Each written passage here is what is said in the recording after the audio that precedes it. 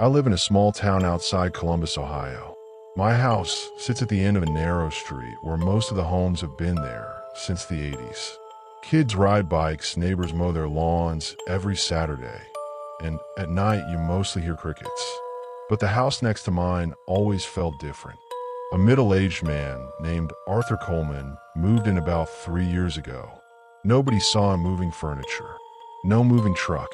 One day the house was empty, and the next day his car was in the driveway. Arthur wasn't unfriendly exactly, just distant. He was tall, thin, maybe in his late 50s with gray hair and thick glasses. Every time I saw him outside, he would give a small nod, but he never tried to talk. And the weirdest thing was his schedule. Every night around 2 a.m. the lights in his house would turn on. Not just one room, the entire house. At first I thought he just had insomnia or worked night shifts. But after a few months, I started noticing something stranger.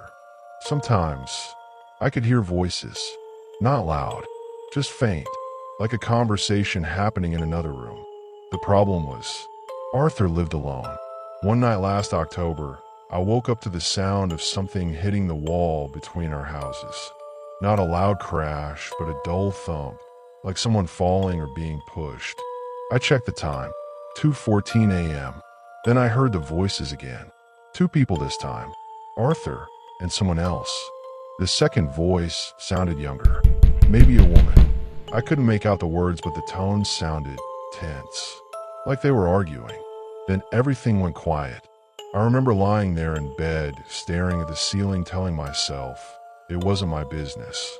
But the next morning I noticed something that made my stomach sink. Arthur's car was gone, and it didn't come back for 2 days. That same night, though, the lights still turned on at 2 a.m.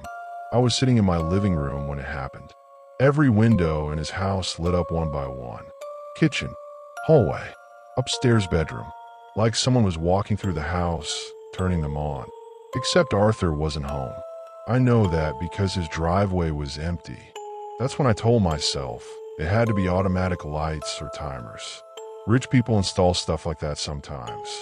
Still, the voices came back. That second night, I clearly heard footsteps upstairs. Slow pacing. Back and forth. Back and forth. At one point, something scraped across the floor. And then I heard a woman crying. Soft, muffled, but unmistakable. I grabbed my phone and almost called the police. But what would I even say? My neighbor's empty house sounds like someone's inside. It sounded ridiculous. So instead I walked outside. The cold air hit me immediately. It was late October, and the street was completely silent. Arthur's house looked normal from the outside. Lights on, curtains closed. But as I stepped closer to the fence separating our yards, the crying suddenly stopped. Instantly, like someone knew I was there. I stood frozen for a moment. Then very slowly, a shadow moved behind the upstairs window.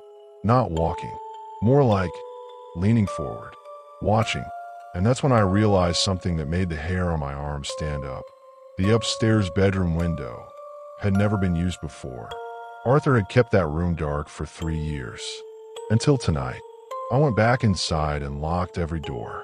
The next morning, Arthur's car was back in the driveway, like nothing happened. And when I saw him checking his mailbox later that afternoon, he looked exhausted, dark circles under his eyes. But when he noticed me staring, he smiled, a slow, strange smile, and said something I'll never forget. He said, "Did you hear her last night?"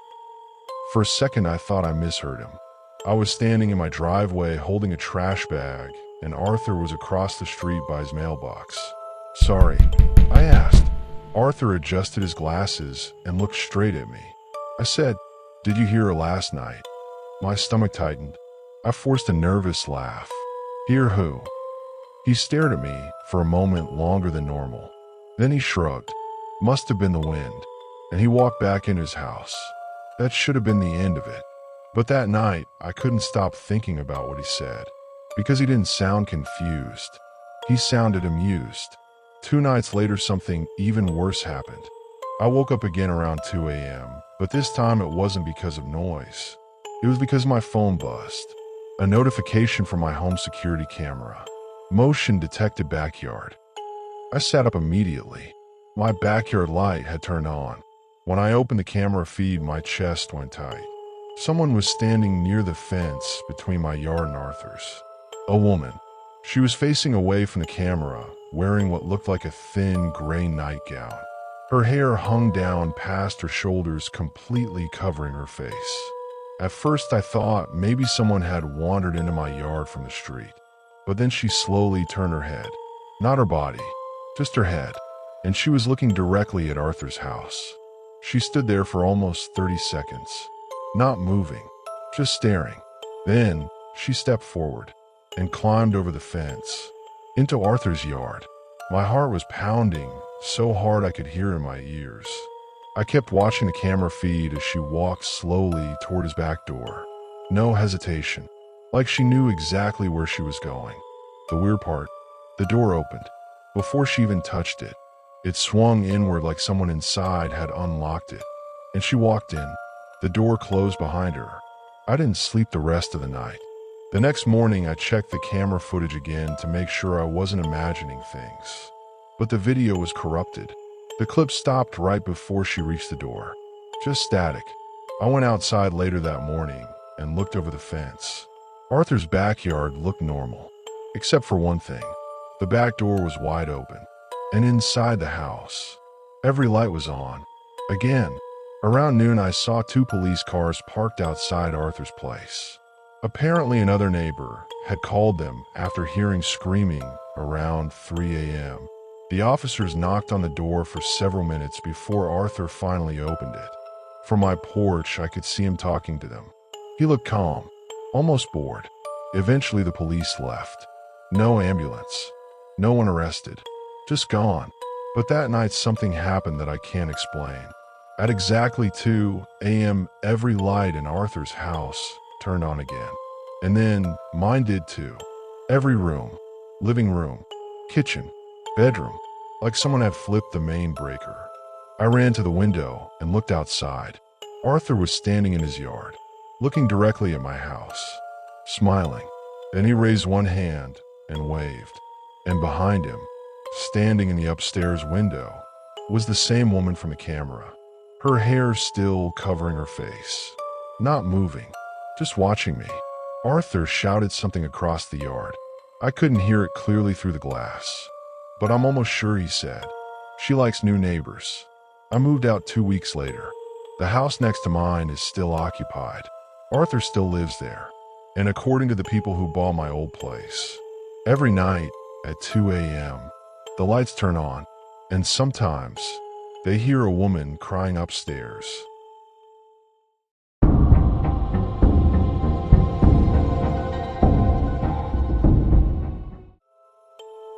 Across the street from me was a narrow gray house with peeling paint and one dim porch light that stayed on all night. The place belonged to my neighbor Victor Hale. He was in his mid-50s, thin, always wearing the same brown jacket, no matter the weather. The first time I met him, he barely looked at me. "Evening," I said while unloading boxes. He gave a small nod. No smile, no small talk. Just walked inside his house and shut the door slowly. Something about him felt off, but I ignored it. The strange thing started about a week later. One night, around 1:30 a.m., I woke up to a loud thud outside. At first I thought it was trash bins blowing over, but then I heard something else. Dragging, like something heavy being pulled across concrete.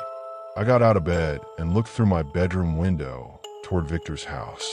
His garage door was half open and a yellow light was spilling out into the driveway. Victor was standing there. He was dragging something long wrapped in a dark tarp. My first thought was furniture. Maybe he was moving stuff around late at night. But the way he moved was strange. Careful, slow, like he didn't want anyone hearing him. Then the tarp shifted, just slightly. And for a split second I saw what looked like a pale human arm slide out before Victor quickly shoved it back inside the wrap. My stomach dropped. I told myself I must have imagined it. There was no way my neighbor was dragging a body into his garage. I closed the curtains and went back to bed, trying to forget what I saw. But the sounds kept happening. Over the next few nights, I kept hearing things from Victor's house. Not every night, just randomly. Metal clanging, heavy thuds, and sometimes voices. But Victor lived alone. One night I heard what sounded like someone crying. It was faint, muffled, like it was coming from inside a basement. That was the first moment I started getting genuinely uneasy. A few days later, I ran into another neighbor while getting the mail. Her name was Linda Crawford, an older woman who had lived there for decades. I casually asked her about Victor. Her reaction changed immediately. "Just stay away from that house," she said quietly. I laughed nervously. "Why?" She looked toward Victor's house before answering. "People come and go from there at night. Not normal visitors. And sometimes they don't come back." I thought she was exaggerating. Neighborhood gossip. But then she added something that stuck with me.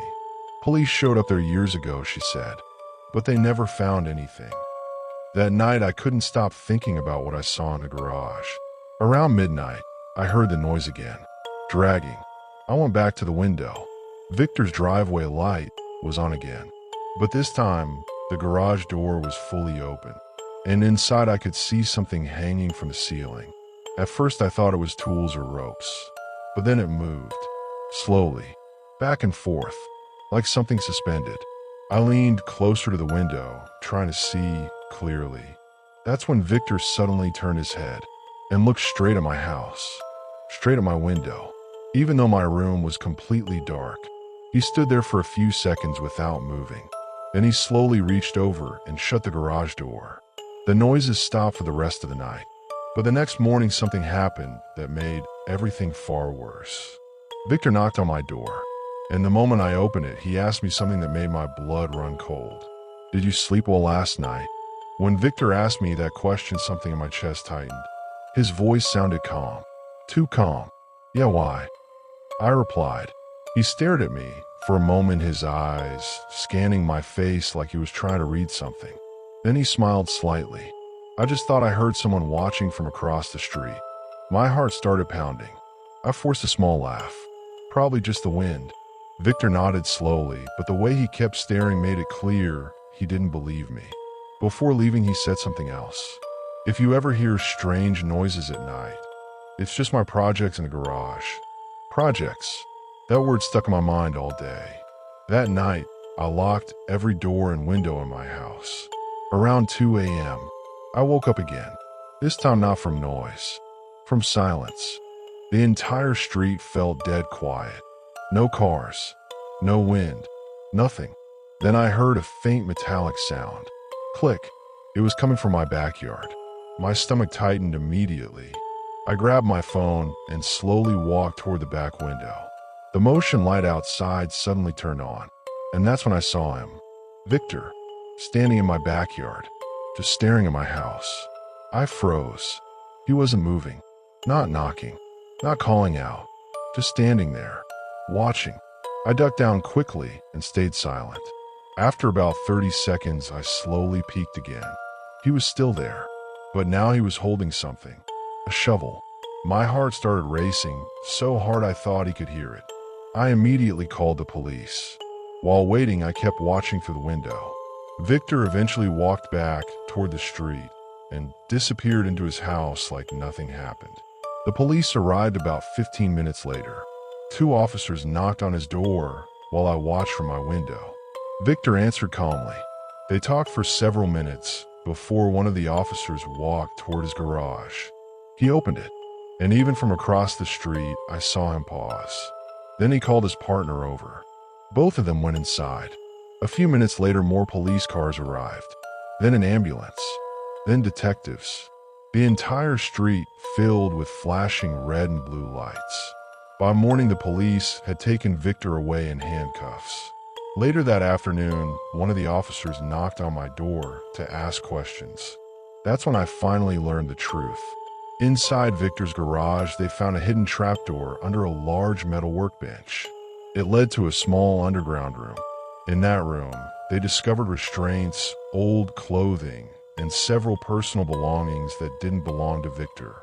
Belongings from people who had been reported missing over the past few years. The officer told me something else that made me feel sick. Victor had been watching my house for weeks. According to evidence in that basement room, he had written down routines of people in the neighborhood, including mine. The officer believed Victor came into my backyard that night to see if I was home before trying something worse. If I hadn't called the police when I did, things might have ended very differently. I moved out of that house 2 months later. Even now, years later, I still think about the nights I watched Victor dragging those tarps into his garage, and the moment he looked straight at my window in the dark. Because deep down I'm certain of one thing. He knew I was watching him the whole time, and sooner or later, I think he planned to make sure I never watched again.